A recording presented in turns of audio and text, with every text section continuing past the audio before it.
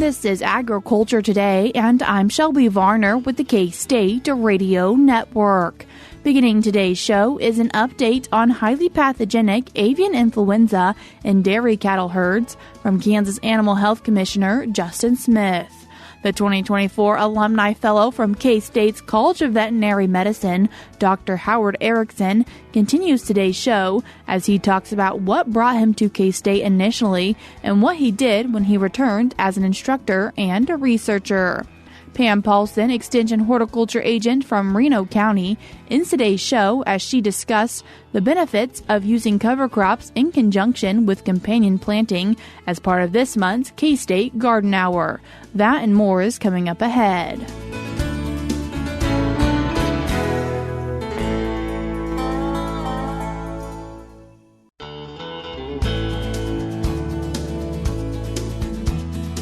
You're tuned in to Agriculture Today, and we start our Thursday show by providing an update on highly pathogenic avian influenza from the Kansas Animal Health Commissioner, Justin Smith. Justin, thanks for joining us today. Well, thank you, Shelby. Greatly appreciate the opportunity to visit with your folks. Justin, as we are recording this Wednesday afternoon on April 24th, what is the current update on highly pathogenic avian influenza? Yeah, it's still a thing that we're dealing with. We're spending a lot of time on HPAI. The bird component of it is somewhat quieter across the nation as well. Kansas, unfortunately, did have another positive layer facility 2 weeks ago that we've dealt with.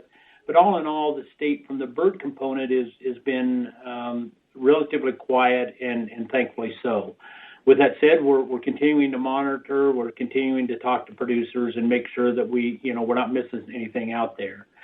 From the dairy component or the dairy cow component, it is definitely the subject of the day, for lack of a better way of saying it. We continue to monitor, watch out there, visit with our dairymen, visit with our veterinarians to make sure that they're aware of the situation. A lot of informational calls going on and trying to get our hands wrapped around this issue to better understand it, to better understand where we might be in this case. But I also have heard from many of our veterinarians and our dairymen that, the affected dairies are healing. They're back on track. They're looking good. When we haven't had any new cases reported to us here within over 30 days now, or close to 30 days. So, yeah, we feel very good in that respect. So with the dairy cattle still not having to depopulate, but just treat them, correct? That is correct. It's a manageable disease. There's no death loss to speak of associated with this syndrome in the cattle. We're asking those folks to do the right thing as far as treating their cattle, withholding that milk, not putting that milk in the food supply. Those cattle seem to be healing and getting back into the milking string in fairly short order. Have you learned more about how it's being transferred? Well, nothing that we can definitely put our finger on. We're learning. We're understanding that there probably is some level of a cow-to-cow transfer component to it, but how that is happening yet to be discovered. So to answer your question, no, we truly haven't, other than we feel like there is some level of cow-to-cow transfer associated with it. And last time you gave an update on HPAI, we talked about how people can detect this in their herds, and can you give us a reminder of how can they distinguish that cow might be having an issue? So obviously the key component is the lack of milk production. So what we're being told is these cows will go off a feed, they'll see lower ruminations, and then ultimately their milk production goes down dramatically. You will hear these folks say that, frankly, a lot of these cows are hard to pick up unless you've got some sort of a biometric monitoring that you can pick some of those day-to-day things up. But we are seeing it in, like I said, about 10 to 15% of the dairy cows, if they happen to get into the herd, are showing some of these ill effects. But the lack of milk production, the drop in milk production is probably the key clinical sign that these folks are picking up on. Are you seeing any issues in any other livestock species? So we're not. The only other one that was, and it happened to occur prior to us detecting it in the dairy cows, is there was a small farm in Minnesota that ended up with some immature or young goats. These goats were on a positive poultry facility. They were sharing communal water, communal feed troughs. But yes, they did. They did get sick, and they died with the HPAI.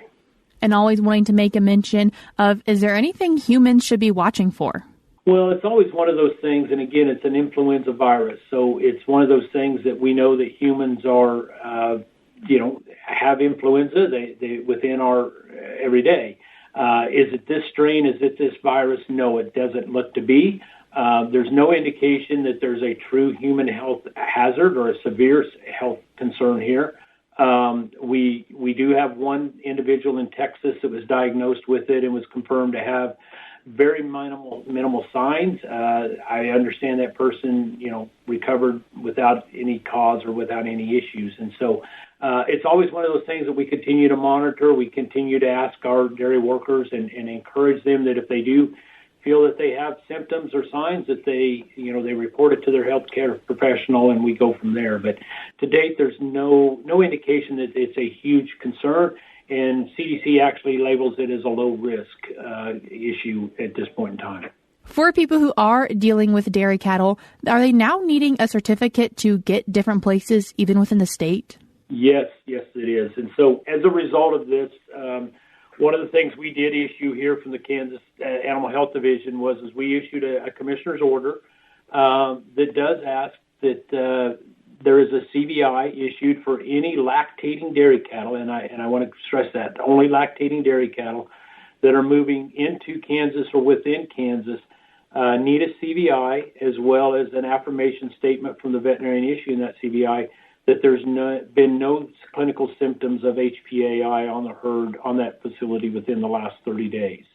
So yes, that order was issued, I guess Monday, I think it was, but yeah, that has been issued. How can producers go about getting that for dairy cattle, for lactating dairy cattle, if they do need to move them? So the goal is that, one, they reach out to their local veterinarian or their veterinarian of the herd and visit with them. Hopefully they've got a veterinary client-patient relationship. And then if they need to move, go through the regular certificate of veterinary inspection process to where that veterinarian will issue that certificate. They will call in here, affirm to us that there's no issues on that dairy regarding HPAI, and we'll give them a permit, and then they're free to go about their business. However, for those dairy cattle who are going to harvest, not an issue? So the ones that are actually going directly to slaughter, that's correct. They can move as normal. There's no need for a CVI. If they're moving for any other purpose other than direct to slaughter, they are required to have a CVI and a permit. Justin, that came from you as the Kansas Animal Health Commissioner, but also hearing some news from the federal level. So yes, there was an order issued or released today from the USDA. That actually has two components to it. There is one going to be mandatory testing for intrastate movement of dairy cattle. So again, for lactating dairy cattle, the issue is there's going to be testing required on that. The other one is that there's mandatory reporting, and that's more from the lab component. So if a lab does receive a positive sample, they're going to be required to report to USDA that they have a positive sample. A lot of this is brand new. In fact, it was issued as about 11 o'clock. It was issued about 11 o'clock this morning. There's guidance documents going to come back about how to facilitate this and how to better do this. We're waiting on those, and so I don't have a lot of new information on that other than it was issued this morning and deals with those two factors we just talked about. Justin, for people who would like to stay up to date with highly pathogenic avian influenza, how do you recommend they do that? One is I would, get with your associations, get with your veterinarian. There's a lot of information that we're passing out through them. We pass the orders out through our local veterinary channels. But we also have a website that has all the links to the USDA website, as well as information that we would recommend that you go to at our Kansas Department of Ag. Justin, I appreciate you taking the time to join us today and give us an update on HPAI. Well, thank you very much. Again, appreciate the opportunity, and hopefully we'll get this thing under control, but we appreciate that. Thank you. That was Kansas Animal Health Commissioner Justin Smith with an update on highly pathogenic avian influenza. One way to keep up to date with what's happening with HPAI is by going to the Kansas Department of Agriculture website. You can find it by going to agriculture.ks.gov. Again, that is agriculture.ks.gov. I will link it in today's show notes on agtoday.net. Before we cut to a break, we're now going to be joined by USDA's Rod Bain and USDA meteorologist Brad Rippey as they discuss what stands out regarding USDA's latest look at topsoil moisture condition ratings, both nationally and on a state level.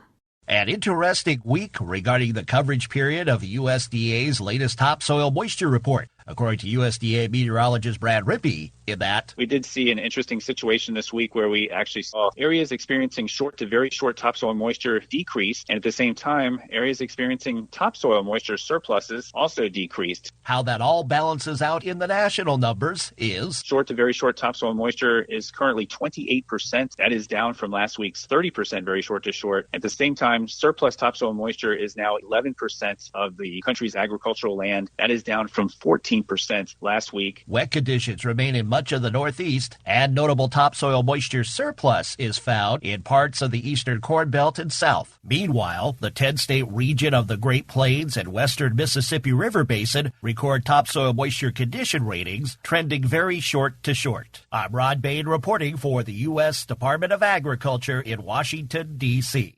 Once again, that was USDA's Rod Bain and Brad Rippey. We're cutting to a short break now on Agriculture Today, but when we come back, we'll be joined by the 2024 Alumni Fellow from K-State's College of Veterinary Medicine, Dr. Howard Erickson. And just a reminder that if you're not able to join us for the rest of today's show, you can always find it by going to agtoday.net. We're now cutting to that short break.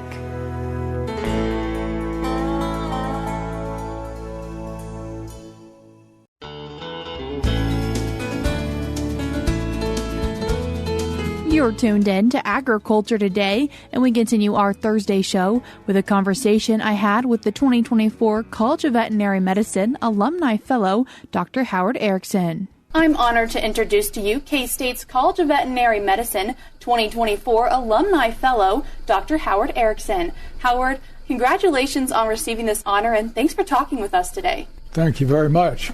Howard, we'll talk about what you've done post-veterinary medicine school, but beforehand, what brought you to Kansas State University? Well, I had a choice of coming to Kansas State University or Iowa State University. I guess possibly Colorado State, too. I'm from Nebraska originally, so Nebraska didn't have a College of Veterinary Medicine, so I had to pick one of those three. And we had a pastor that used to be the pastor down here at First Lutheran, and so we first made a trip down here to Kansas State, and we were very pleased with what we saw down here. So I didn't even make a trip to Iowa State University. Did you always know you wanted to go into veterinary medicine, or something you discovered later in life? I think I probably discovered it later in life. I was in 4-H as a youth, and, I liked animals, but I think it was something I probably discovered later in life. And what was it like your time here at the College of Veterinary Medicine here at Kansas State University? Well, it was probably a little different than it is now. My class was an all-male class. I think there had been a few women a few years before, and there were a few the years afterwards. And, of course, now we have probably 75% women. We had an outstanding class, and I had a class of primarily Korean War veterans, a few World War II veterans as well, too. And then there were a few, what you call maybe green sticks, some of us that had not been in the service. You did go into the U.S. Air Force after vet school, and why was that? Well, we had a military requirement. Most of my classmates had already served in the armed forces, but if you didn't go in, you were probably likely to be drafted. And there were some that were probably drafted afterwards into the Vietnam War. But I had a military commitment to serve, so I had an option to go into the Army or the Air Force. And I'm not sure why I picked the Air Force. Probably less than half picked the Army. And did you use your veterinary medicine doctorate degree while you were there? Yes, I did. My first assignment was over in England, north of London, about 50 miles at a Strategic Air Command base. And I had to visit the bakeries, the dairies, other establishments that provided food for the armed forces. Cadbury's chocolate factory, for example, a cheese factory. I had to look out for the public health aspects of the base, visit the dining halls and so forth. I had a small clinic, take care of the pets on the base, vaccinate them for rabies and distemper, provide health certificates. I had commanding officer had a polo pony, and when he was returning to the States, he wanted to take his polo pony back home with him. So I had to write a health certificate, examine the horse before he took his horse back with him to the U.S. As you were in the U.S. Air Force, you also went to Iowa State University and got a PhD in veterinary physiology. And why is that something you chose to do? Well, I was looking for practice, to come back here to practice, actually. And it was difficult to find something from overseas, actually. And I had a commanding officer that encouraged me to stay in. And the Air Force sponsored my education to go to graduate school. So I was reading the AVMA journal, and the space program was being launched at that particular point in time. And they were putting primates into space and so forth. And there was a biomedical engineering program at Iowa State University. And so that was what intrigued me. And so I majored in physiology at Iowa State University, and I minored in biomedical engineering and biochemistry at Iowa State. And after you served those many years in the U.S. Air Force, what was it like to come back to Manhattan? Well, it was like coming back home again. And I was trained in physiology, and I was trained in cardiovascular physiology at Iowa State University because the project my major professor had was on an artificial heart. And I was in a cardiovascular research program at the School of Aerospace Medicine.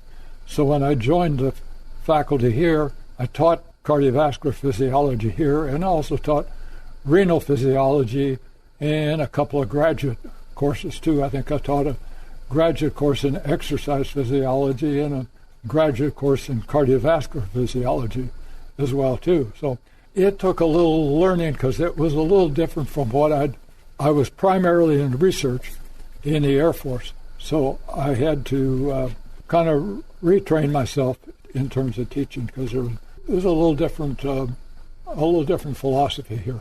And diving into you being what's considered an outstanding instructor and receiving many honors because you were an instructor for many students, what was something you hoped to teach those students beyond just veterinary medicine? Well, I guess the one thing I'd like to encourage students is to lifelong learning, be active in your community. That's the one thing I've encouraged students to do. You mentioned your research, and you are noted as a prominent researcher in exercise-induced pulmonary hemorrhage in horses. And how did you choose to do that research? I guess things kind of evolved. I started out working with pigs here. We had a thrust in respiratory disease, and Dr. Fetty was studying it in cattle. He suggested I study the pig, and Dr. Kaufman had joined the faculty about the same time. He said we need to think about the horse.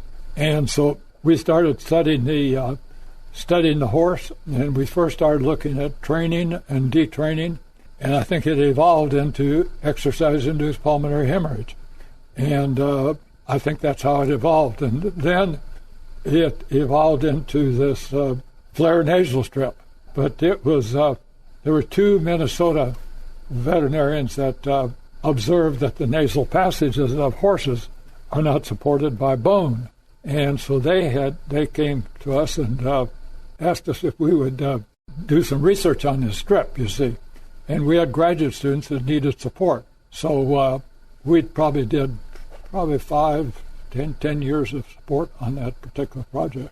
You've been doing a lot of work at looking at the history of veterinary medicine, and why is that something you chose to do? It started with a dean named Ron Marler that came here in, I think, 1994.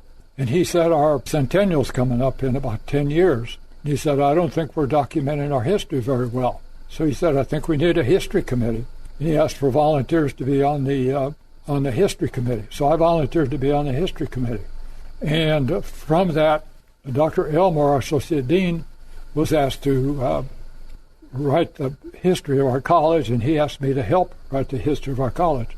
So I ended up being a co-author on the Century of Excellence, which is a book on the history of our college, and published in 2005, which was our centennial. It's kind of a rolling centennial because our program was started in 1905, and our first class graduated in 1907. So it's kind of a rolling centennial.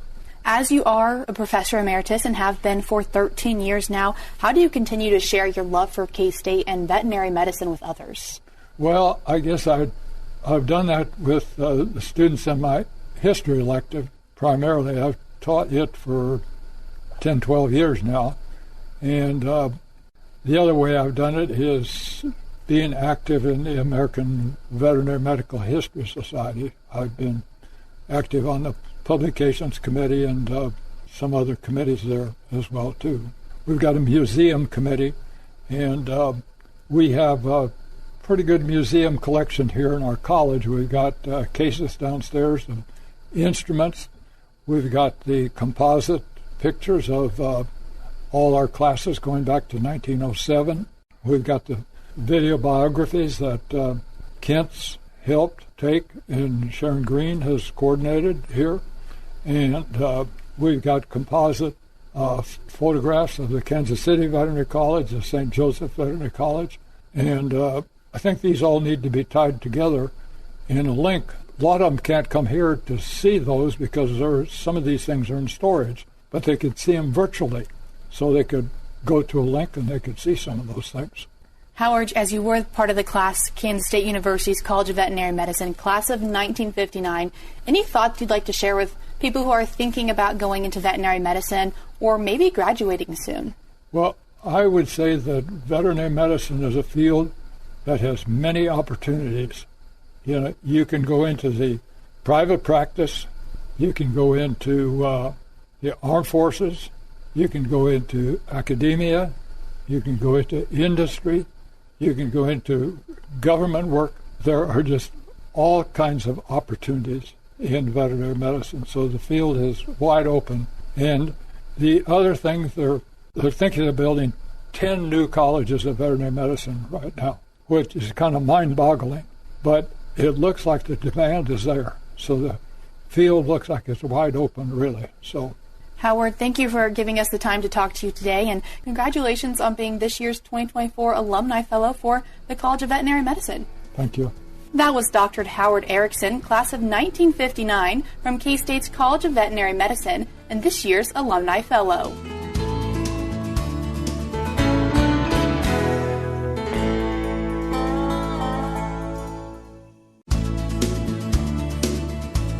This is Agriculture Today. Along with Shelby Varner, I'm Jeff Wickman.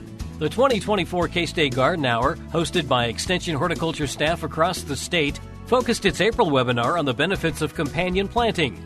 Reno County Horticulture Extension Agent Pam Paulsen says one of the methods that fits really well in companion planting is the use of cover crops for soil improvement and disease management. Cover crops, they're called a crop, but we don't harvest them as a crop. We grow them for their benefits of them just growing there in that place. So one of the ways they benefit our soil is they really decrease the need to disturb that soil with tillage. Often the way these cover crops work is you plant them and then you either terminate them by mowing them or even just plant them in the fall and then they winter kill, and then you can just plant your crops right in that residue. So then you're not disturbing that soil. You're not disturbing all those beneficial microorganisms that are in the soil by tilling the soil.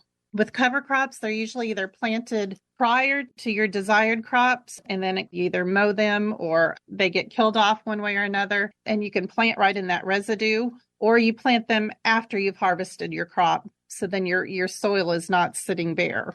Because they aren't grown at the same time as your crop, they're still considered a companion crop because they are beneficial to that crop that you're growing. So they will reduce soil erosion. Many of them are great habitat for beneficial insects. Using cover crops are a great way to move nutrients throughout the soil. So if you're growing a shallow-rooted crop like onions, you can plant a deeper-rooted cover crop that will pull some of those nutrients that have leached down lower into the soil. It'll pull those up to the growing area. Many of the cover crop plants we use are legumes, and so they will actually fix nitrogen and provide nitrogen to the plants growing. It's a great way to improve the biodiversity of the plants that are growing in an area. Again, improve soil fertility, improve soil structure by adding more organic matter and not tilling that soil. In different ways, they also suppress weed growth. And cover crops that are great for using for your soil improvement. Oats are one that you can plant in the fall, and they tend to winter kill, and then in the springtime, you can just plant right in that residue. Buckwheat is one I really like for planting in between cool and warm season crops. It's a very fast-growing crop. So if I've got a cool season crop that's already been harvested, but it's maybe just a little too cool yet to plant my warm season crops, I can plant some buckwheat in there, and usually it'll come up within a few days, and by a week or two, it's covering the area. And when you're ready to plant your warm season crops, again, you can just mow that down and plant right in that residue. Winter rye is one that you plant in the fall. It usually will overwinter, so that is one that you want to mow before you plant your desired crop, but it is a great weed suppressor. Crimson clover is one that adds nitrogen to the soil because it's a legume, but it's also great for attracting pollinators. Winter wheat is another one. Plant in the fall and then mow it before it goes to seed in the springtime. Cowpeas are one that you can plant early spring, and then just as they bloom or right before they bloom, again, they're one you want to mow because you don't want it to go to seed, but they are great for providing nitrogen in the soil. They're a very fast-growing legume, so they're one that you can plant in between crops as well. If you've got really heavy soil, the tillage radish, it's also known as a daikon radish, get very long and big, and they're great along with turnips and beets for breaking up heavy soil. You can plant those in the fall, and then they'll continue to grow until that soil really freezes. And then you can either harvest them and eat them as a crop or just leave them in the soil, and they will deteriorate and add organic matter to the soil. And then we can also use companion planting for pest management. So we can lure pests away from our desired crops through trap cropping. And then they will also disrupt insect feeding behaviors or egg-laying behaviors, as well as just impede the movement of pests doing hedgerows, like between a non-cropped area and a cropped area. If you have a hedgerow or a thick ground cover, will inhibit some of our ground-dwelling insect pests. That's Reno County Horticulture Extension Agent Pam Paulsen. Pam and Laura Phillips, the Horticulture Extension Agent for the Meadowlark District, discussed the benefits of companion planting for the April K-State Garden Hour. And that'll do it for this edition of Agriculture Today. For Shelby Varner, I'm Jeff Wickman. This is the K-State Radio Network.